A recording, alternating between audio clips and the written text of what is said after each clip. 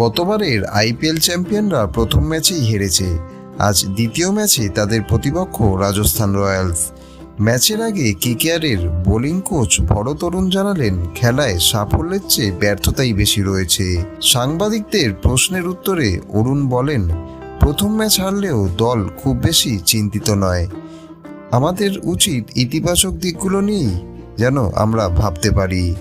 তিনি আরও বলেন, ক্রিকেটাররা যতটা সফল হয় তার থেকে বেশি অসফল হয়, বেশি ব্যর্থ হয়, আর এটাই সাধারণত স্বাভাবিক জিনিস। আগের ম্যাচে আন্দ্রে রাসেল ব্যর্থ ছিলেন, মাত্র 4 রান করে তিনি আউট হন। আবার তিনি বলও করেননি। তবে ভরত অরুণ মনে করছেন, রাজস্থানের বিরুদ্ধে বিধ্বংসী রাসেলকে আবার দেখা যাবে। এবারের আইপিএলে 200-র বেশি রান প্রায় নিয়মিতই হচ্ছে, তাই কোনো দলকে এগিয়ে রাখতে চান না অরুণ।